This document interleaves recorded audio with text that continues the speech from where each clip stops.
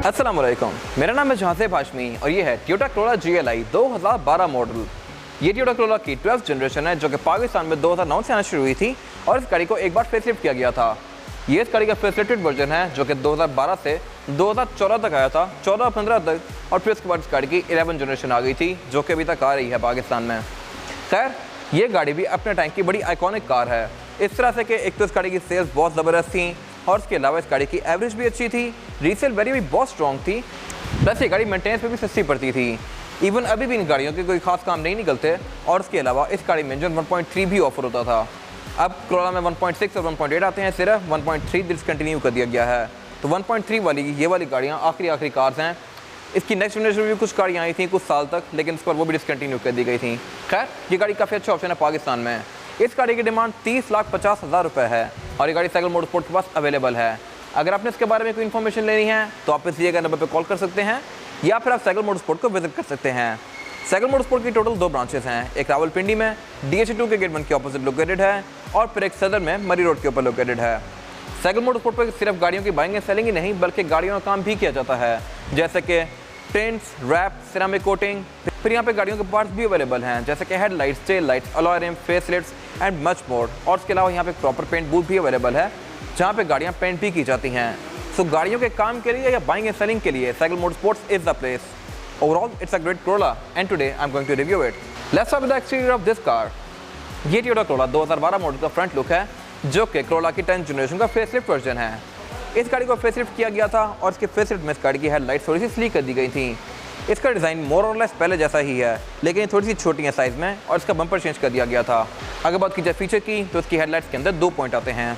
Corolla की एक चीज़ काफ़ी अच्छी है, अगर इसके साथ की गाड़ी देखी जाए तो वो होंडा सिटी बनती है 1.3 और उसकी हेडलाइट में सिर्फ सिंगल ही पॉइंट आता था। इस गाड़ी में डबल आते थे उस टाइम पे। और इसके अलावा इस गाड़ी में फॉग लैंप भी आती हैं, लेकिन GLI में नहीं आती।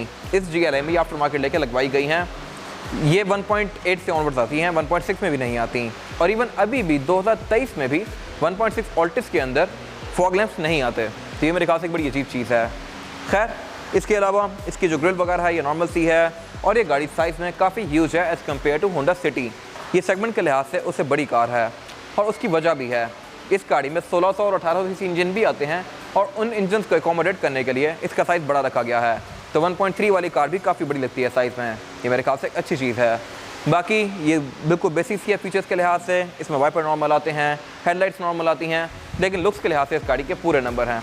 इसके बाद अगर बात की जाए इस गाड़ी की साइड प्रोफाइल की तो ये भी पूरी कार की तरह लुक्स के लिहाज से बड़ी मज़ेदार है। ये गाड़ी साइज़ में डेफिनेटली सिटी वगैरह से बड़ी है और यारिस से भी, और ये गाड़ी मेरे ख्याल से वैल्यू टू मनी है। इस तरह से कि इन पैसों में आपको सुजुकी ऑल्टो मिलती है या फिर यूज में सिटी मिलती है, जबकि ये गाड़ी कंपैरेटिवली उन सब गाड़ियों से बहुत बेहतर है। इसके अलावा अगर बात की जाए फीचर्स की तो अगेन यहाँ पे कोई खास नहीं आते, क्योंकि ये गाड़ी एंट्री लेवल है कोरोला की GLI वेरिएंट। इसमें साइड मिरर एडजस्टेबल आती हैं, इनको आप अंदर से बैठ के एडजस्ट कर सकते हैं। और इसके अलावा इस गाड़ी में साइड मिरर के ऊपर इंडिकेटर भी आते हैं, जो कि अगेन मेरे ख्याल से एक अच्छी चीज़ है। 2012 में होंडा सिटी या इस तरह की कोई भी कार इंडिकेटर साइड मिरर में नहीं देती थी। इसके अलावा साइड पे इसके VVTi की बैजिंग दी गई है। डोर पैनल्स गाड़ी के काफ़ी मैसिव हैं, अगर आप इनका साइज़ देखें तो ये इवन आज भी बहुत सारी गाड़ियों से काफ़ी बड़ा है। ये गाड़ी साइज़ के लिहाज से काफ़ी ह्यूज है और उसके अलावा इस गाड़ी की कैरेक्टर लाइन्स भी काफ़ी स्ट्रॉन्ग दी गई हैं। GLI में डोर हैंडल ब्लैक कलर के आते हैं, लेकिन साइड मिरर इस गाड़ी में बॉडी कलर के आते हैं। इसका जो XLI यानी बेसिक वेरिएंट है उसमें जो इसके साइड मिरर हैं ये भी प्लास्टिक के आते हैं, जैसे कि डोर हैंडल्स हैं। तो ये मेरे ख्याल से GLI की एक अच्छी चीज़ है। और उसके अलावा इसकी साइड स्कर्ट्स नॉर्मल सी हैं। इसके 1.6 और 1.8 वेरिएंट में साइड स्कर्ट्स प्रॉपर लगी हुई आती हैं और GLI होते हुए इस गाड़ी में व्हील कैप्स आते हैं, जिनको मैं आगे कवर करूँगा अभी। अगर बात की जाए साइड प्रोफाइल की तो ये गाड़ी साइज़ के लिहाज से भी काफ़ी ह्यूज है। इसी तरह इस गाड़ी में विंडोज़ वगैरह भी काफ़ी बड़ी आती हैं। फ्यूल डोर भी इस गाड़ी का लेफ्ट पे दिया गया है और इसकी फ्यूल टैंक कैपेसिटी 55 लीटर्स की है। इसी तरह अगर बात की जाए इस गाड़ी की साइड प्रोफाइल की तो इसमें बम्पर वगैरह भी काफ़ी मैसिव आते हैं और उसके अलावा इसके जो ये फ्लैपर्स हैं, मड फ्लैपर्स, ये प्लास्टिक के आते हैं। इसके जो 1.8 वेरिएंट्स हैं उनमें ये बॉडी कलर में आते हैं और उसके अलावा 1.8 वेरिएंट्स के अंदर डोर पैनल के ऊपर प्लास्टिक की स्ट्राइप्स भी आती हैं। अगर आप इस गाड़ी में वो लेके लगा दें और साइड स्कर्ट्स लगा लें और अलॉय व्हील लगा लें तो ये गाड़ी बिल्कुल 1.8 ऑल्टिस वाली लुक देती है। इसके बाद अगर बात की जाए इस गाड़ी के रेयर एंड की तो ये भी पूरी कार की तरह काफ़ी मददगार है लुक के लिहाज से। प्लस यहाँ पे भी मोस्टली चीज़ें बहुत ह्यूज हैं। इसके बम्पर काफ़ी मैसिव हैं और इसके अलावा ये गाड़ी क्योंकि फेसलिफ्ट वर्जन है तो इसकी टेल लाइट, इसकी जो इनिशियली जो लाइट आई थी प्री फेसलिफ्ट कार में उनसे डिफरेंट हैं। ये भी थोड़ी स्लीक हैं। इसके बम्पर थोड़े से बड़े कर दिए गए थे और टेल लाइट थोड़ी छोटी कर दी गई थी। और ये टेल लाइट LED में है। इसकी पहले टेल लाइट हेलोजन लैंप के साथ आती थी, लेकिन इसमें भी अभी भी इंडिकेटर और रिवर्स हेलोजन में आते हैं। इसके अलावा इसमें क्रोम कॉफी दे दिया गया है। टोयोटा का हमेशा से ही पैटर्न चलता आ रहा है। जो 2004 वाली शेप थी वो पूरी रेड थी। 2007 में जब फेसलिफ्ट किया गया था क्रोला को, तो उसमें भी लाइट में क्रोम आ गया था बहुत सारा। फिर 2009 में जो क्रोला आई थी वो पूरी रेड टेल लाइट के साथ थी। फिर फेसलिफ्ट करके इसमें ये क्रोम वाइट टेल लाइट दे दी गई। फिर 2015 में जो क्रोला आई थी उसकी टेल लाइट भी फुल रेड थी, लेकिन 2017 में उसको फेसलिफ्ट करके उसकी भी टेल लाइट के अंदर क्रोम दे दिया गया। तो initially Toyota full red light offer देता है और फिर फेसलिफ्ट करने के बाद उसमें क्रोम दे देता है। इसके अलावा इसकी जो ये फ्रिल है ये भी टेल लाइट तक कंटिन्यू करती है, जबकि 2009 वाली शेप में ये नंबर प्लेट के कर्व के साथ ही खत्म हो जाती थी। अगेन टोयोटा फेसलिफ्ट में फ्रिल्स को भी लंबा कर देता है। खैर बाकी इसमें नीचे रिफ्लेक्टर्स आते हैं, बम्पर नॉर्मल सा है। और इसके अलावा अगर बात कीजिए इसकी ट्रंक कैपेसिटी की, तो आप इसकी ट्रंक को की से ओपन करेंगे लाइक दिस। और ये इस गाड़ी की ट्रंक कैपेसिटी जो कि बहुत ह्यूज है इस कैटेगरी के लिहाज से। ये गाड़ी टोटल जेन्युइन है और इसके अलावा इसकी इवन जो स्टेपनी है ये भी आज तक कभी यूज़ नहीं हुई।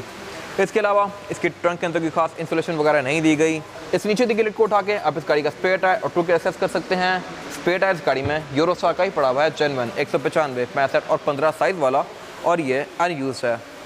इसके अलावा बाकी बैग पे इसमें ABS की बैजिंग आती है क्योंकि GLI में ABS आती है। और इसके अलावा इसमें कि सेंटर में ब्रेक लैंप भी आता है। अगेन ये भी XLI में नहीं आता। XLI में स्लॉट बना हुआ होता है लेकिन ये चीज़ खाली होती है। इसके बाद अगर बात कीजिए इस गाड़ी के इंटीरियर की, तो ये क्रोला 1.3 GLI का इंटीरियर है 2012 मॉडल का, और लुक्स के लिहाज से ये मेरे ख्याल से कंपैरेटिवली नई वाली क्रोला से बेहतर है। इस तरह से कि एक तो ये काफ़ी खुला खुला फील देता है और ये ज़रा लाइवली लगता है क्योंकि इसका इंटीरियर मोस्टली ब्राइट कलर्स में है, जैसे कि वाइट, सिल्वर वगैरह में। इसकी जब नई जनरेशन आई थी तो उसमें कुछ क्रिटिसिज्म आए थे और वो ये थे कि वो इंटीरियर काफ़ी डल सा था और इसके अलावा बिल्कुल स्ट्रेट था। इसके कट्स एंड कर्व्स वगैरह ज़्यादा अच्छे हैं। इसके अलावा ये क्योंकि इस गाड़ी का फेसलिफ्ट वर्जन है तो फेसलिफ्ट में इसका जो ऊपर वाला एरिया है ये ब्लैक कर दिया गया था। प्री फेसलिफ्ट कार में ये थोड़ा मैरून सा था। बाकी नीचे वाला एरिया सेम है। इसकी सीट फैब्रिक की फिनिश में आती हैं XLI, GLI और 1.6 में, जिसके बारे में आगे बात करूँगा। अभी फिलहाल अगर बात कीजिए इस गाड़ी के स्टीयरिंग व्हील की, तो स्टीयरिंग व्हील इस गाड़ी में बिल्कुल बेसिक सा आता है। इसमें कोई कंट्रोल्स नहीं दिए गए और ये उस एरा की गाड़ी है जब पाकिस्तान में एयरबैग्स भी नहीं आते थे, तो इसमें कोई एयरबैग नहीं दिया गया। लेकिन इसकी स्टीयरिंग व्हील की लुक अच्छी है। ये steering wheel tilt and telescopic दोनों हैं, यानी कि आप इसको ऊपर नीचे भी कर सकते हैं और आगे पीछे भी कर सकते हैं लाइक दिस। तो ये मेरे ख्याल से एक अच्छी चीज़ है। और इससे पीछे इसकी हेडलाइट्स के कंट्रोल दिए गए हैं जो कि बेसिक से हैं। वाइपर भी इस गाड़ी में नॉर्मल से आते हैं। इसके अलावा इसका जो मीटर है इसमें लाइट्स ऑरेंज आती हैं और अगेन ये भी बिल्कुल बेसिक सा है, लेकिन ये आपको सारी काम की चीज़ें शो करवाता है, जैसे कि इस गाड़ी के ट्रिप्स, ऑडोमीटर और एवरेज किलोमीटर पर लीटर भी। उसको ज़ीरो करने के लिए यहाँ पे एक स्टिक दी गई है। बाकी इसके मीटर की हाउसिंग भी अच्छी है। इसके 1.8 वर्जन के अंदर मीटर डिफरेंट आता है। इसके अलावा अगर बात कीजिए इस गाड़ी के डैशबोर्ड की, तो ये सारा ही सॉफ्ट टच पैडिंग की फिनिश में है जो कि मेरे ख्याल से एक अच्छी चीज़ है और ये डोर कॉम्बिनेशन में है, ब्लैक और वाइट के। इसके अलावा इस गाड़ी में टोटल 4 इवेंट्स आते हैं, चारों ही डैशबोर्ड में है। सेंटर में एक हेडलाइट का बटन दिया गया है और नीचे इस गाड़ी की एंड्रॉइड पैनल लगाया हुआ है। इसमें जो जेन्युइन प्री आती है वो बिल्कुल बेसिक सी होती है पायनियर की, तो इसमें उतार के एंड्रॉइड पैनल लगा दिया गया है जो कि मेरे ख्याल से एक अच्छी चीज़ है। और अब इसकी यूजेबिलिटी पहले से बहुत ज़्यादा हो गई है। इसमें फिर बहुत सारी चीज़ें आती हैं, ऑक्स, USB, नेविगेशन वगैरह, और क्योंकि एंड्रॉइड पैनल है तो आप इसको वाईफाई से कनेक्ट करके इसमें ऐप्स भी डाउनलोड कर सकते हैं। खैर उससे नीचे इसके ये क्लाइमेट कंट्रोल के नॉब्स दिए गए हैं। क्लाइमेट कंट्रोल इस गाड़ी का मैनुअल ही आता है और इस गाड़ी में डेफिनेटली AC भी आता है। इसकी लाइट सारी ऑरेंज में है। उससे नीचे ये इसका सिल्वर कलर का पैनल दिया गया है और ये इस गाड़ी की इस ड्रॉर के अंदर इसका सर्कुलेटर और एस्ट्रे दी गई है। उससे पीछे इस गाड़ी का गेयर लेवर, गेयर इस गाड़ी में मैनुअली आता है और इस गाड़ी में 5 फॉरवर्ड और 1 रिवर्स ट्रांसमिशन आती है। उससे पीछे इस गाड़ी की हैंड ब्रेक दी गई है जो कि नॉर्मल सी है। और इसके अलावा इसके डैशबोर्ड के साइड पे ये 2 ड्रॉर्स दी गई हैं, इनके अंदर भी आपको अपने कॉइन्स वगैरह या वॉलेट रख सकते हैं। फिर साथ यहाँ पे 2 कप होल्डर्स दिए गए हैं जो कि प्रॉपर ड्रॉर्स हैं, इनको आप बंद कर सकते हैं। और उससे पीछे सेंटर कंसोल दिया गया है जो कि ठीक है, स्पेशियस है। इसमें आप अपना परफ्यूम वगैरह भी रख सकते हैं। और इसकी जो ऊपर की हाउसिंग है ये सारी प्लास्टिक की फिनिशिंग में है। इसके अलावा अगर बात की जाए इस गाड़ी की सीट्स की, तो सीट्स इस गाड़ी की पूरी ही फैब्रिक की फिनिश में है और ये टेक्सचर्ड हैं। इसके अलावा यही फैब्रिक इसका डोर पैनल्स के अंदर भी कंटिन्यू किया गया है और इस गाड़ी के डोर पैनल्स बहुत मैसिव हैं। फिर ये गाड़ी क्योंकि GLI वेरिएंट है तो इसमें विंडोज़ पावर्ड हैं, यानी कि ये बटन से ओपन होती हैं। इसके जो छोटे वेरिएंट थे यानी कि XLI, उसमें विंडोज़ हाथ से ओपन होती थी, जो कि मेरे ख्याल से एक वियर्ड चीज़ थी।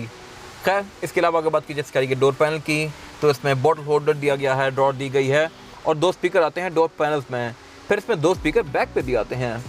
GLI में 4 स्पीकर आते हैं, XLI में 2 आते हैं और इसका जो 1.8 वर्जन था उसमें ट्वीटर्स भी आते हैं जो कि 1.6 में भी नहीं आते। इसके अलावा अगर बात की जाए इसके वैनिटी मिरर की, तो वैनिटी मिरर इस गाड़ी में सिर्फ पैसेंजर के पास दिया गया है और रिव्यू मिरर इस गाड़ी का नॉर्मल सा है, ये ऑटो डिमिंग वाला नहीं है। इसके अलावा इसकी विंड स्क्रीन के अंदर ऊपर एक नेट सा बना हुआ है रिव्यू मिरर के पीछे, ये बेसिकली इसका प्रिंटेड एंटीना है, यहाँ से गाड़ी सिग्नल पकड़ती है FM के। इसके अलावा सीट इस गाड़ी की सिर्फ आगे पीछे होती हैं और एडजस्ट होती हैं, इसमें हाइड्रोलिक नहीं आता। इस गाड़ी के 1.8 वेरिएंट में सीट्स के अंदर पंप भी आता है और इसकी हाइट को भी आप ऊपर नीचे कर सकते हैं। इसके अलावा ग्लव कंपार्टमेंट भी इस गाड़ी के अंदर 2 अलग अलग दिए गए हैं, एक ऊपर और एक नीचे, ये अगर मेरे ख्याल से एक अच्छी चीज़ है। और इसके अलावा इसके साइड मिरर को भी आप गाड़ी के अंदर बैठ के एडजस्ट कर सकते हैं। इसके अलावा यहाँ पे कुछ खास है नहीं। इसके बाद अगर बात कीजिए इस गाड़ी में रेयर पैसेंजर्स की सीटिंग कैपेसिटी की, तो ये भी बैक पे काफ़ी स्पेशियस है। मेरे पास यहाँ पे लेग रूम का भी बिल्कुल भी कोई इशू नहीं है और हेड रूम का भी। इस वक्त ड्राइवर की सीट मैक्सिमम पीछे है, स्टिल मेरे पास यहाँ पे इतना लेग रूम बाकी है। और इसके अलावा ये गाड़ी चौड़ी भी काफ़ी है, तो बैक पे यहाँ पे 3 लोग आसानी से बैठ सकते हैं। प्लस इस गाड़ी में फ्लोर बेड भी फ्लैट आता है, जो कि अगेन मेरे ख्याल से एक अच्छी चीज़ है। इसके अलावा बैक पे कोई खास अमेनिटीज़ नहीं दी गई, इसमें सिर्फ यहाँ पे फ्रंट सीट्स के पीछे ये पॉकेट्स आती हैं, सेंटर में एक एस्ट्रे दी गई है और इसके अलावा इसके रेयर विंडोज भी पावर्ड हैं। इसके अलावा GLI के अंदर एक चीज़ डिस्टिंक्टिव है और वो ये है कि इसमें ये सेंटर कंसोल आता है, जिसको आप खोल के इसमें से 2 कप होल्डर एक्सेस कर सकते हैं और इसको एज एन आर्मरेस्ट भी यूज़ कर सकते हैं, जबकि ये चीज़ XLI के अंदर नहीं आती। तो ये मेरे ख्याल से इस गाड़ी का एक प्लस पॉइंट है। और इसके अलावा इस गाड़ी में सीट बेल्ट भी दी गई हैं, 3 हेडरेस्ट दिए गए हैं, बैक पे 2 स्पीकर आते हैं और इसके अलावा यहाँ पे कुछ खास है नहीं। इसके बाद अगर बात की जाए इस गाड़ी के इंजन की, तो इंजन इस गाड़ी में 3 ऑफर होते थे, 1300 सीसी, 1800 सीसी और 1600 सीसी। स्पेसिफिक कार में इंजन 1300 है। 1300 वाले इंजन XLI और GLI में आते थे, 1600 सीसी वाले इंजन 1.6 में आते थे और 1.8 ऑल्टिस में 1800 सीसी इंजन आता था। ये इंजन एंट्री लेवल है और अब डिसकंटिन्यू कर दिया गया है 2019 के बाद से। ये स्पेसिफिक इंजन 2NZ FE है, जो कि 100 के करीब हॉर्स पावर प्रोड्यूस करता है और इस बॉडी साइज के लिहाज से सफिशिएंट है, क्योंकि बहुत ज़्यादा ज़बरदस्त नहीं है परफॉर्मेंस के लिहाज से। इसमें एक ऑटोमेटिक वेरिएंट भी आता था, वो गाड़ी थोड़ी स्लगिश थी, लेकिन ये गाड़ी ठीक है। इसका इंजन कैबिन काफ़ी खुला है, लेकिन इंजन छोटा सा है और अगेन इसकी वजह यही है कि इसी बॉडी के अंदर 1800 सीसी इंजन भी आता है और वो इंजन कंपैरेटिवली साइज़ के लिहाज से इससे बहुत बड़ा है और उसको एकोमोडेट करने के लिए इसका इंजन कैबिन बहुत खुला रखा गया है। 1300 सीसी वाली कार में ये बहुत सारा खाली होता है। इसके अलावा ये इंजन VVTi टेक्नोलॉजी के ऊपर बेस्ड है। ट्रांसमिशन इस गाड़ी में 2 ऑफर होती थी, मैनुअल और ऑटोमेटिक। ये स्पेसिफिक कार मैनुअल ट्रांसमिशन के साथ है और GLI में ज़्यादा डिमांड ही मैनुअल कार की है, क्योंकि ये गाड़ी एक तो परफॉर्मेंस में भी अच्छी होती है और इसकी फ्यूल एफिशिएंसी भी अच्छी रहती है। ये गाड़ी 5 स्पीड फॉरवर्ड और 1 रिवर्स है और इसके अलावा GLI में ABS ब्रेक्स भी आती हैं, XLI में ABS नहीं आती। बाकी बोनट इस गाड़ी का बेसिक सा है, इसके अंदर कोई इंसुलेशन वगैरह नहीं दी गई। और अगेन क्रोला में एक और चीज़ अच्छी थी, वो ये है कि इस गाड़ी में स्टीयरिंग व्हील EPS आता है, यानी कि इलेक्ट्रॉनिक पावर स्टीयरिंग, जबकि इसके साथ की जो सिविक रिबॉन थी उनमें स्टीयरिंग व्हील हाइड्रोलिक आता था, ऑयल वाला। तो मेरे ख्याल से ये एक अच्छी चीज़ है इस गाड़ी की। इसके अलावा यहाँ पे कुछ खास है नहीं। इसके बाद अगर बात की जाए इस गाड़ी के टायर साइज़ की, तो टायर साइज़ जो आता है क्रोला में वो है 195, 65 और 15। इसमें किसी भी वेरिएंट में यही टायर आता था, अब ग्रैंडी में कंपैरेटिवली साइज इससे बड़ा आता है। टायर इस गाड़ी में जो जेन्युइन आते थे वो यूरोस्टार थे, जो कि जनरल की सब्सिडरी है। स्पेसिफिक कार में टायर योकोहामा ब्लू अर्थ लगा हुआ है, जो कि कंपैरेटिवली जर्मन टायर से बहुत बेहतर है और इसकी राइड को भी अच्छा बनाता है। इसके अलावा GLI और XLI के अंदर व्हील कैप्स आते थे, जो इसका 1800 सीसी वेरिएंट था उसमें अलॉय रिम आते थे। और क्रोला में अगेन एक और चीज़ अच्छी है और वो ये है कि इस गाड़ी में ऑल व्हील डिस्क ब्रेक आती है। इसका जो कंपैरेटर बनता है GLI का, वो सिटी 1.3 बनती है और उसमें फ्रंट पे डिस्क ब्रेक आती है और बैक पे ड्रम ब्रेक्स आती हैं, जबकि इस गाड़ी में ऑल व्हील डिस्क ब्रेक दी गई है। तो क्रोला हर लिहाज से एक बहुत अच्छा ऑप्शन है। ये था आज का रिव्यू। अगर आपको रिव्यू पसंद आया है तो इस रिव्यू को लाइक कीजिए, मेरे चैनल को सब्सक्राइब कीजिए और अगर आपके पास गाड़ी से रिलेटेड कोई भी राय है तो उसको कमेंट सेक्शन में शेयर जरूर कीजिएगा, ताकि वो लोग जो गाड़ी लेने वाले हैं वो आपकी राय से फ़ायदा उठा सकें। अपना ख्याल रखिएगा। Thank you.